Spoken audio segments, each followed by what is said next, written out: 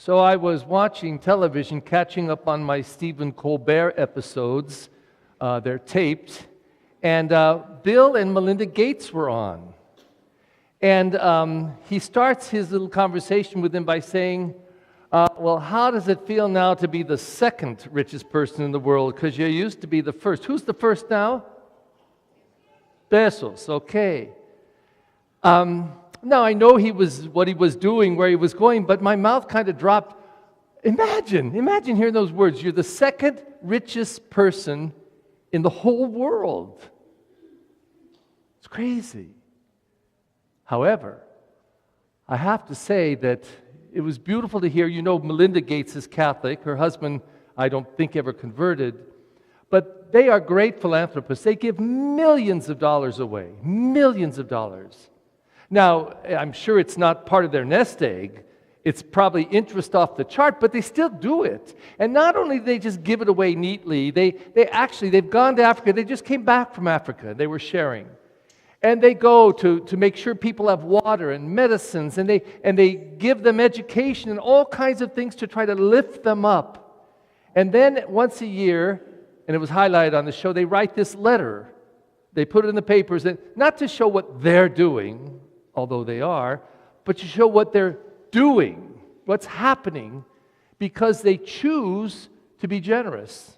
They choose to be givers. It's exactly what the Word of God is teaching today. This is exactly what Jesus is talking about. Now, in the Gospel of Matthew, and we're listening to Luke today, Jesus takes them up on the mount, and they call it the Sermon on the Mount. But Luke takes them down to the plain, and it's called the Sermon on the Plain. And it says in the very beginning, he took them onto level ground. Level ground. Now, it's level ground not only because it's not hilly, but it's level because everybody stands there equally. So it would be like if Bezos and the Gates were here, and somebody living under the freeway is here, and Jesus is preaching to them both on level ground. Neither is higher or lower. They are equal. One's filthy rich, one's filthy poor. But they're standing on level ground. And what does he say? Blessed are you who are poor. The kingdom of heaven is yours. Blessed are you who are hungry, suffering. Woe to you, rich. You who are rich, you'll be sorry. You'll lose it all. Woe to you who are fat with pleasure and food and everything you want, because you're going to starve. And that's the facts, says Jesus. Well, he will make his point stronger a few chapters later, and we'll hear it, I think, in a few weeks, the story of Lazarus.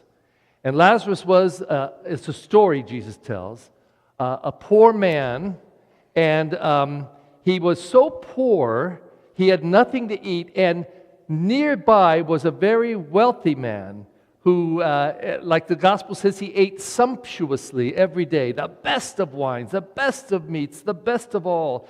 And it even said he wore purple clothes, linens, and he was just wealthy.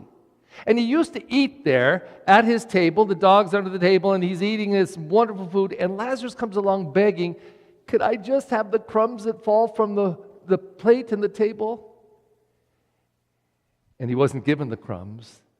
And he was so poor, it says, even the dogs came and licked his sores. So Jesus says in this story, so they both die. Lazarus dies, this poor, poor man. And Abraham comes, the father of our faith, and takes him into his bosom and holds him, embraces him forever now. He's resting and at peace and clean and taken care of now in the bosom of Abraham. But the wealthy man who had everything in this life and shared none of it went right to hell. That's right, you heard it up here, right to hell. And he was suffering badly. So he says to Abraham, hey, Abraham, up there, hey, could you send Lazarus to dip his finger just in a drop of water and please put it on my tongue because I'm suffering so much? And Abraham says, I'd like to help you. I really would. But you don't understand. There's a huge chasm, a gap between us. Nobody here can cross there, and nobody there can cross here. Sorry. You had a good life. Now it's your time to suffer. So he says desperately, well, listen, okay, if you can't help me, can you go send Lazarus or someone from the dead to my brothers? I have 5 brothers, and they're wealthy, and they're going to end up the same place as me. Go help them. And he again says, nobody can cross. He says, besides, they have Moses and the prophets. Moses and the prophets have already told them what they're supposed to do, and told you too, and you didn't listen. He says, yeah, but they won't listen. But if somebody should come back from the dead. And he said in the story, even if someone should come back from the dead, he wouldn't listen. And all of us are supposed to go like this. Psst, ooh, he's stinging us. Because who came back from the dead to tell us these things? Thank you. Out of the mouths of babes, huh? Jesus came back from the dead, and I'm not paying or anything. That was real. Jesus came back from the dead and tells us, but are we listening? Do we hear him? I started my priesthood in San Marino. I asked to go to the inner city, and they sent me to San Marino. It was like Fantasyland to me. Kids had their own rooms. When I grew up, for about 9 years, I slept in the same bed with 2 brothers, Larry, Perry, and Barry, all 3 of us in one bed. And the 2 oldest, Gary and Terry, slept in the garage. And my sister, I don't remember, and then my parents. 8 of us for one bathroom. So many of you have been there, okay? It's not unusual. I never felt like we didn't have anything until I went to the house of Tommy Kelly, who had his own bathroom as well as his own bedroom, and shag carpet floor, wall to wall in the bathroom. Oh, I came home to my mom. He has shag carpet in the bathroom. Well, then I went, after about 11 years, I went to Mother of Sorrows in South Central. Very poor. Poorest parish I've ever been in. Oh my God. And I got to taste both, the very wealthy and the very poor. And quite frankly, it was the very poor that I found the most generous. They had piddly squat, but they shared it. If they only had beans, no meat, come on in and have some beans. They're really good beans. That's it. And I'm not knocking the rich. I mean, look at what Bill and Melinda Gates are doing. They're very rich. They're the second richest in the world. And yet, they go out of their way to be generous. You see, it's level playing ground here. It's level field. And Jesus says the same to Bill and Melinda Gates as he says to you and me and to the poor person living under the freeway. He says the same thing. And it's a call about becoming generous with all that we have and loving. We had this morning at the 8 o'clock Mass a young man from our school, Mason, who entered the catechumenate today. He's been in our Catholic school for 3 years. He's not baptized. So he joined the catechumens. He'll receive all of the sacraments at Easter because he's been in formation for 3 years. And he joined the other kids today. And I said, how blessed are they?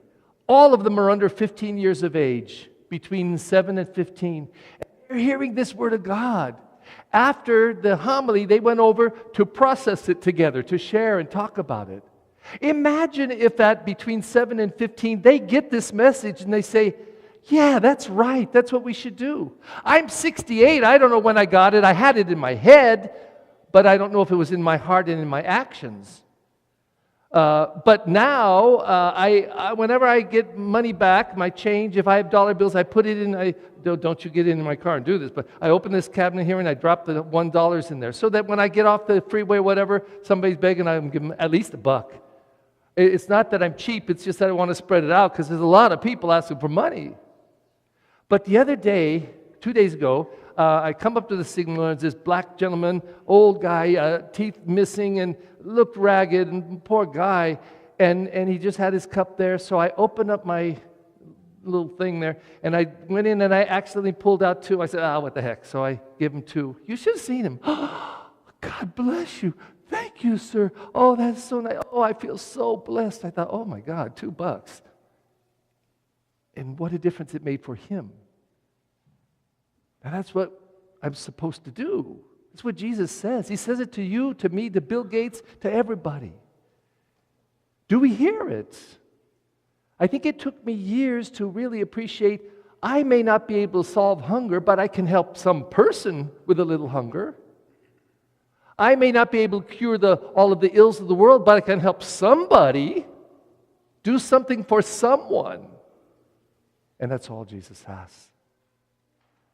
When we get this, we're living this gospel. We're standing there with Melinda and Bill and the poor man under the freeway, and Jesus is speaking to all of us and saying the same, because his concern is that we won't wait like the rich man in the story he told, who satisfies only himself, only to find out in the end he's totally unsatisfied.